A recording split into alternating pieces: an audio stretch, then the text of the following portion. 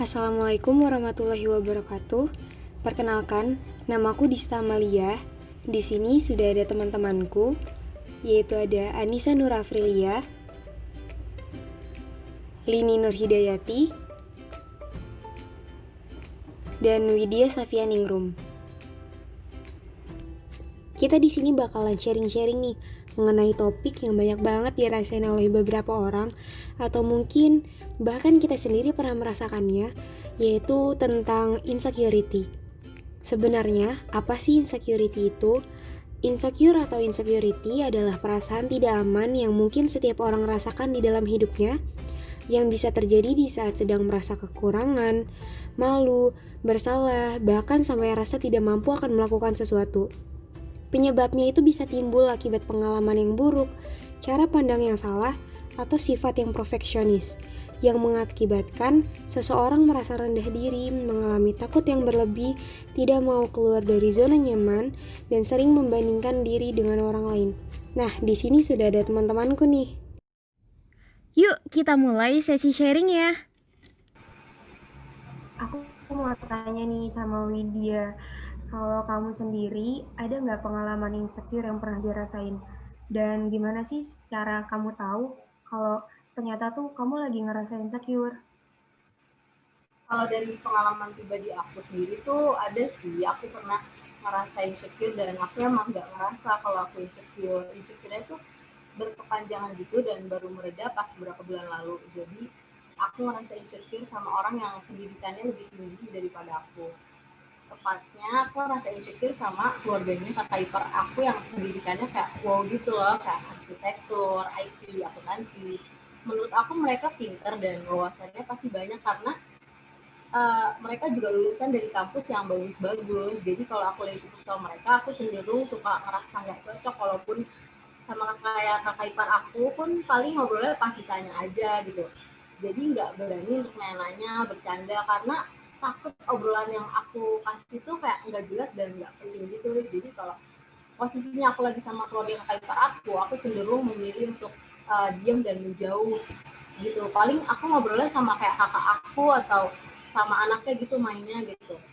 Nah, gimana sih cara aku tahu ternyata kalau aku tuh insecure gitu? Sebenarnya waktu udah beranjak remaja kali ya, karena sebelumnya nggak terlalu mikirin gitu. Terus juga sempat nonton vlog tentang motivasi, ada ngomongin insecure gitu. Jadi kayak aja kalau lagi sama keluarga kayak ipar aku tuh sebenarnya aku lagi ngerasa insecure. Terus setelah itu hal yang aku lakuin ya pengen kuliah, pengen masuk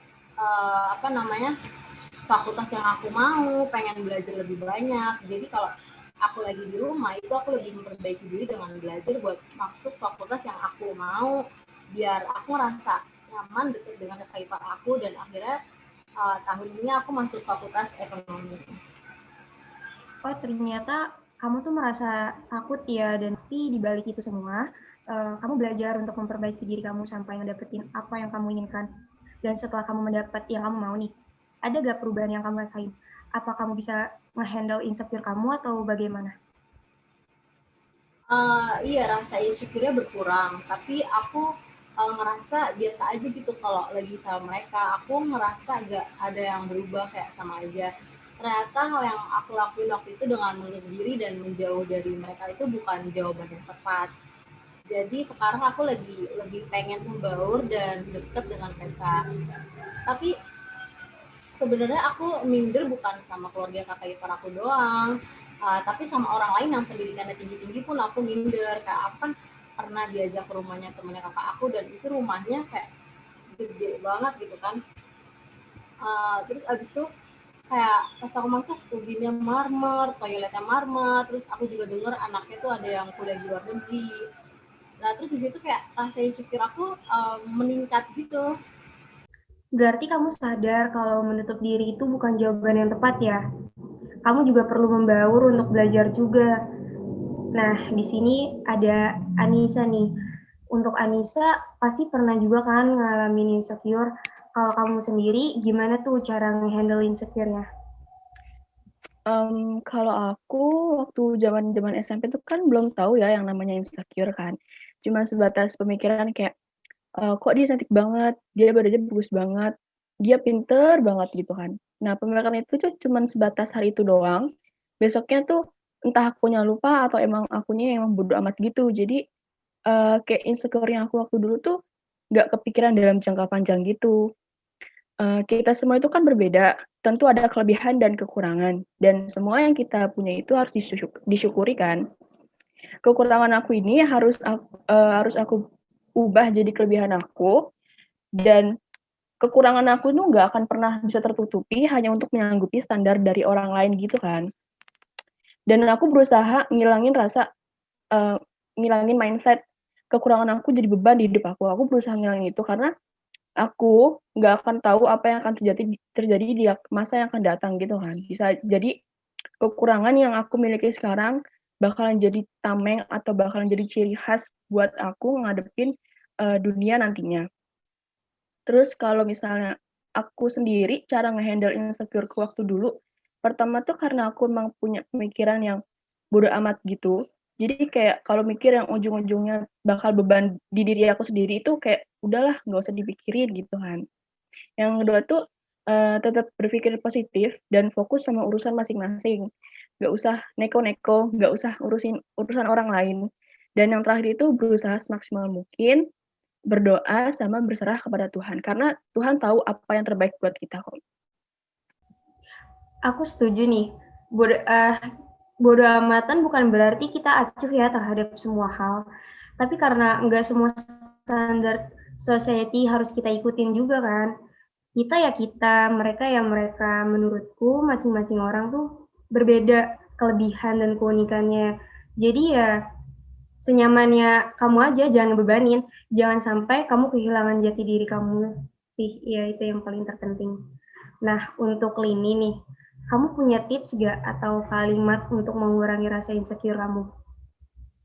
Kita ini kan selalu merasa kurang kan, dan akhirnya ngeluh. Padahal udah jelas banget kalau misalkan ngeluh itu nggak bisa merubah apa-apa.